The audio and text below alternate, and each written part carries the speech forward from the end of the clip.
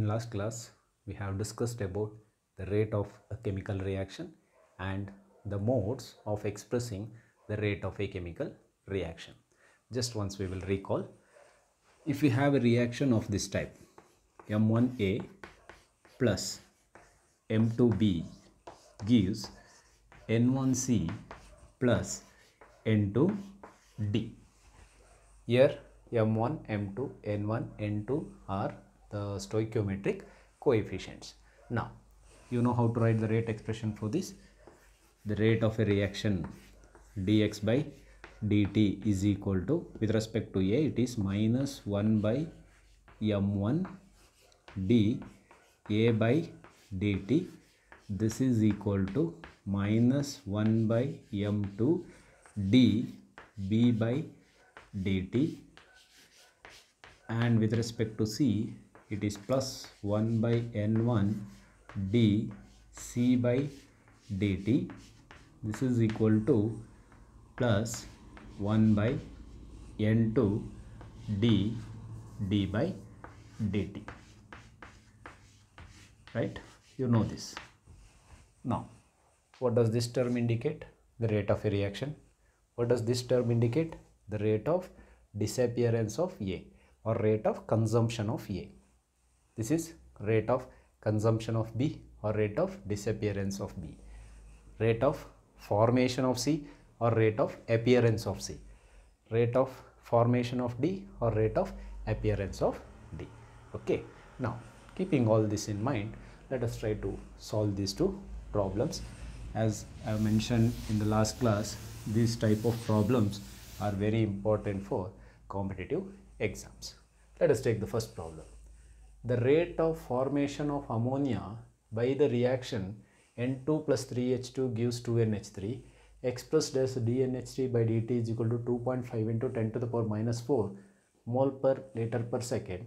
What is the rate of consumption expressed in terms of H2 as minus dH2 by dt? So in all these varieties of problems, what you must do is, first, for the given reaction, you must write the rate expression. First, let us write the rate expression for this reaction. That is, dx by dt is equal to, with respect to N2, it is minus d N2 by dt is equal to minus 1 by 3 d H2 by dt. This is equal to, with respect to NH3, it is plus 1 by 2 d NH3 by dt. Now, after writing the rate expression, you must see what is given in the question and what has to be calculated. So in this problem, the rate of formation of ammonia is given, and you are asked to calculate the rate of consumption of H2. So what you must do is, you must just take these two terms, minus 1 by 3 d H2 by dt is equal to 1 by 2 d NH3 by dt. Now, we need to find minus dH2 by dt, that is the rate of consumption of H2. So, minus d H2 by dt is equal to, when you cross multiply, 3 will come here. So, we get 3 by 2 into, what is dNH3 by dt? This is 2.5 into 10 to the power minus 4. Now, when you simplify this, 3 by 2 into 2.5 into 10 to the power minus 4, you will get around 3.74 into 10 to the power minus 4. So, minus d H2 by dt is equal to 3 by 2 into 2.5 is 3.75. 3.75. So, if you simplify, you will get it as 3.75 into 10 to the power minus 4 mole per liter per second. What is minus dH2 by dt? It is the rate of consumption of H2, or it is rate of disappearance of H2. So this is how you will solve this problem. Now let us take the second problem.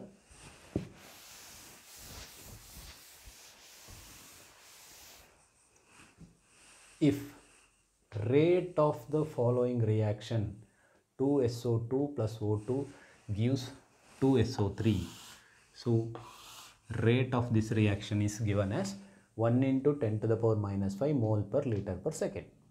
Then calculate the rate of disappearance of SO2 and rate of formation of SO3. As I have already told, first what you must do, first you must write the rate expression for the given reaction. Rate of the reaction dx by dt is equal to minus 1 by 2 d SO2 by dt. This is equal to, since here the stoichiometric coefficient of O2 is 1, we write it as minus d O2 by dt. This is equal to plus 1 by 2 d SO3 by dt. What is given in this problem? The rate of the reaction is given, dx by dt is given, and you are asked to find the rate of disappearance of SO2 and rate of formation of SO3. First, since dx by dt is given and you must find the rate of disappearance of SO2, first we will equate these two terms. Next, since the rate of the reaction is given and you are asked to find the rate of formation of SO2, next we will equate these two. So we will get the rate of disappearance of SO2 and rate of appearance of SO3. First let us take this. Rate of the reaction dx by dt is equal to minus 1 by 2 d SO2 by dt. What is this? 1 into 10 to the power minus 5, or just 10 to the power minus 5 is equal to minus 1 by 2 into d SO2 by dt. Now when you cross multiply, 2 will come here, so you will get minus d SO2 by dt, dSO2 by dt is equal to 2 into 1 is 2, 2 into 10 to the power minus 5 mole per liter per second. What is minus dSO2 by dt indicates? The rate of disappearance of SO2. So rate of disappearance of SO2 is 2 into 10 to the power minus 5 mole per liter per second. Next you must find the rate of formation of SO3.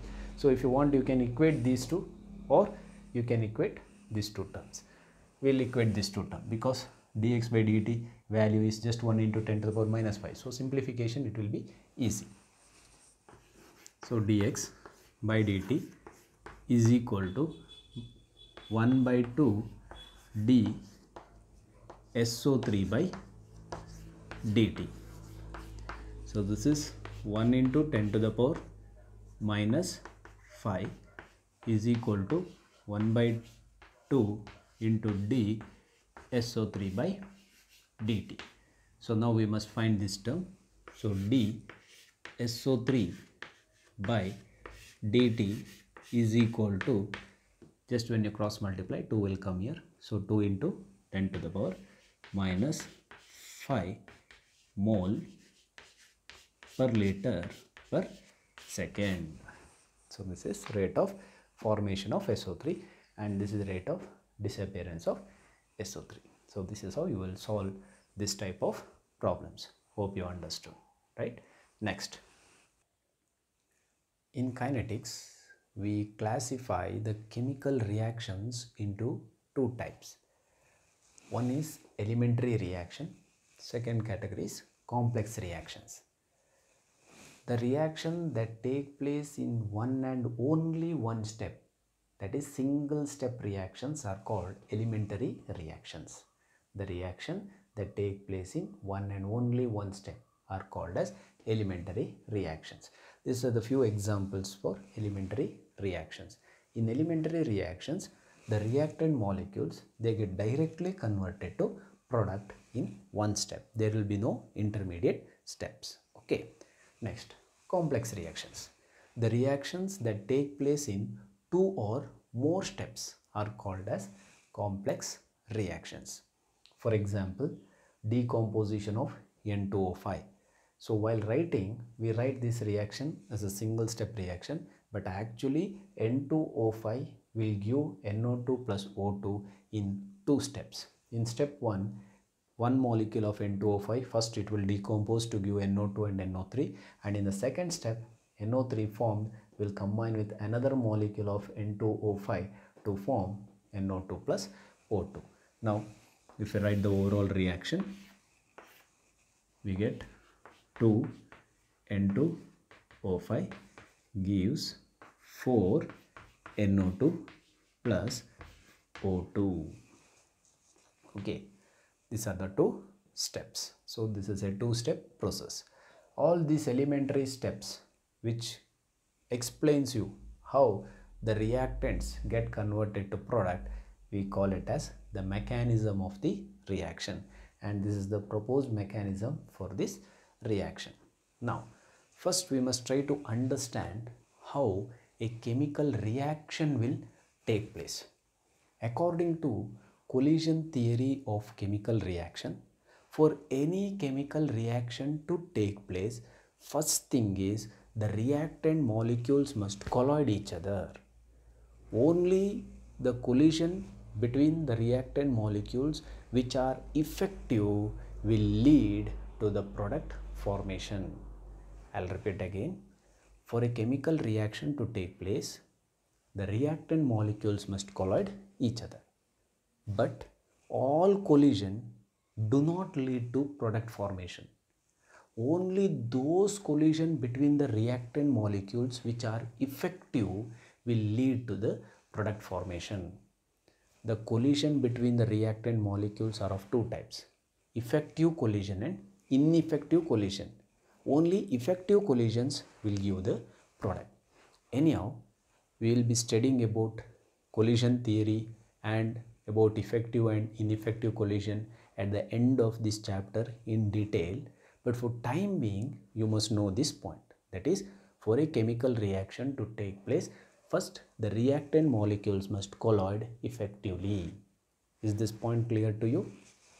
For example, if I consider a reaction of the type A plus B gives product, if this reaction, if it has to take place, then first thing is these two reactant molecules must colloid effectively. Only then they will give the product. Okay. Now, let us try to understand what is meant by molecularity of a reaction. Here we will be discussing the molecularity of elementary reactions only. The molecularity of complex reactions has no significance. Okay. What is molecularity? Molecularity of a reaction is defined as the number of reactant molecules which colloid simultaneously to bring about a reaction in an elementary single step reaction. I'll repeat once again, listen carefully. Molecularity of a reaction is defined as the number of reactant molecules that colloid simultaneously to bring about a reaction in an elementary single step reaction. Molecularity of a reaction can be 1, 2 or 3, but not more than 3. We used a term called simultaneously. What do you mean by simultaneously? At the same time. If in a chemical reaction, if two reactant molecules, if they colloid simultaneously, then the molecularity of the reaction is 2. If three reactant molecules, if they colloid simultaneously, then the molecularity is 3. It is not like this. Two molecules will collide, then another molecule will come and collide. No, this is not simultaneous collision. If two molecules collide, now simultaneously only two molecules have collided. One more if it comes and collide later, no, that is not 3. Okay, that is the meaning of simultaneously, which collide at the same time. Now, if these two molecules collide at this time or at this moment, and the third molecule come and collide after a moment, then the molecularity is not 3. Okay, the number of reactant molecule that collide simultaneously is called molecularity of a reaction. For example, in the first case, all these are elementary reactions. All these reactions takes place in single step. Okay, in the first case, you see there is only one reactant molecule. So if only one reactant molecule is reacting in a elementary reaction, then the molecularity is 1. You can ask me, sir, how single molecule will collide with itself? A single molecule will collide with the walls of the container, or it may decompose to give the product. Okay, so for the first reaction, the molecularity is 1. If only one reactant molecule, if it is reacting in an elementary reaction, then such reactions we call it as unimolecular reaction. Unimolecular or monomolecular reactions. In the second case, two reactant molecules are there. So then the molecularity of this reaction is 2, and we call it as bimolecular reaction. If two reactant molecules are reacting in an elementary reaction, then the molecularity is 2. Third case, once again it is 2. Here 1, here 1. So 1 plus 1, 2. Bimolecular. In the fourth and the fifth case, you see how many reactant molecules are there? 3. Here 2, here 1. So 2 plus 1, 3. Here 2 plus 1, 3. So in these two cases, the molecularity is 3. And if 3 reactant molecules are reacting in an elementary reaction, then we call such reactions as termolecular reaction. So remember, molecularity of a reaction can be 1, 2, 3, but not more than 3, because 4 reactant molecules colliding simultaneously is a rare case. It's a rare case, and hence the molecularity of a reaction cannot be more than 3. That is, it cannot be 4 or 5. Okay, because 4 molecules or 5 molecules colliding simultaneously is very, very rare. Next, the molecularity of a reaction cannot be 0. Without molecules, how the reaction will take place? So, and hence molecularity of a reaction cannot be 0, and it cannot be off. It cannot be a fraction, like off reactant molecule colliding, or 3 by 2 of a molecule is colliding. So that is not possible. So and hence molecularity of a reaction cannot be a fraction, and molecularity of a reaction cannot be 0. Remember, molecularity of a reaction cannot be 0, fraction or negative, and it cannot be more than 3. Is this point clear to you? Next, you must remember and listen carefully. If a reaction is elementary by nature, that is, if you know that this reaction is an elementary reaction, that is, this reaction will take place in only one step, then how to find the molecularity? For such reactions, the molecularity will be the total number of reactant molecules involved in a balanced chemical equation. If the reaction is elementary reaction, then it is very easy to find the molecularity of the reaction. Just what you must do is, you must take the total number of reactant molecules involved in the balanced chemical equation. In the first case, you see, we know that all these are elementary reactions, and hence it is very easy to find the molecularity. In the first reaction, you see how many reactant molecules are there? Only 1. So molecularity is 1. In the second reaction, you see the number of reactant molecule is 2. So molecularity is 2. Third case, you see here 1, here 1. So 1 plus 1, it is 2. So even in the third case, the molecularity is 2. Next case, 2 plus 1, 3. Here you take 2 plus 1, 3. So if it is elementary reaction, This is how you will find the molecularity of a reaction. If it is a complex reaction, then you need to know the mechanism of the reaction. So for a complex reaction, the molecularity is the total number of reactant molecules present in the slowest step. So when a reaction takes place in 2 or more steps, all the steps will not proceed with the same speed. Some of the steps will be slow, some of the steps will be very slow, and 1, 2 or 3 steps will be fast. In this case, I have written the mechanism of this reaction. Here the first step is the slow step. This is the slow step, and the second step is fast. And the slowest step is called as the rate determining step. We call it as the rate determining step. Now, for a complex reaction, molecularity is the total number of reactant molecules present in the slowest step, that is the rate determining step. Now, what is the molecularity of this reaction? Since this reaction is complex reaction, we have to see the mechanism. In that, you have to see which is the slowest step. In this case, first step is the slowest step, and we call that slowest step as the rate determining step. How many reactant molecules are present in the slowest step? 1. Therefore, the molecularity of this reaction is 1. So if you see the balanced chemical equation, you may say that the molecularity is 2. That is why I said you remember and listen carefully. This is not an elementary reaction. This is a complex reaction. Only for elementary reaction we can decide the molecularity easily. But if it is a complex reaction, then you must know the mechanism. That is why I said in this chapter the molecularity of complex reaction has no significance. Is this point clear to you? Now, what do you mean by rate determining step, slow step? Why we call the slowest step as the rate determining step? Let us try to understand this concept.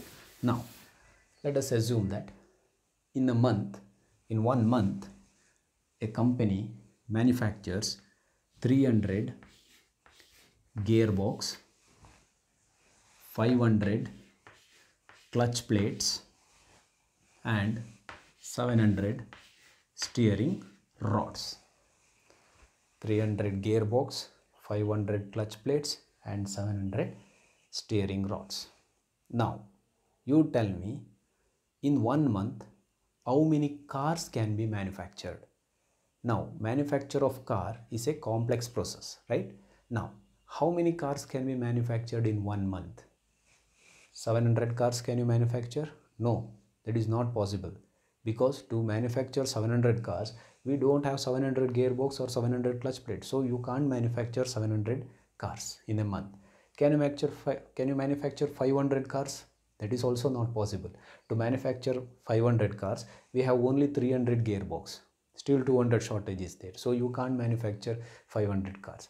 Now, can you manufacture 300 cars? Yes, definitely you can manufacture 300 cars, because 300 gearbox, 300 clutch plates, and 300 steering rods are available. So now the rate of manufacture of car depends on what? It depends on the slowest process. Here the slowest process is manufacturing of gearbox. So this will decide, the slowest step will decide, the slowest process will decide the rate of manufacture of car. That is why here also in chemical reactions we say that the slowest step is the rate determining step. Hope you understood why we take the slowest step as the rate determining step. A reaction cannot proceed faster than the slowest step. You cannot manufacture 700 cars by manufacturing 300 gearbox in a month. Okay, so we call the slowest step as the rate determining step. So is this point clear to you? If it is an elementary reaction, easy to find the molecularity. If it is a complex reaction, then you have to go through the mechanism. and in that mechanism the slowest step will be called as the rate determining step, and the number of reactant molecules present in the slowest step will give you the molecularity of a reaction. Okay,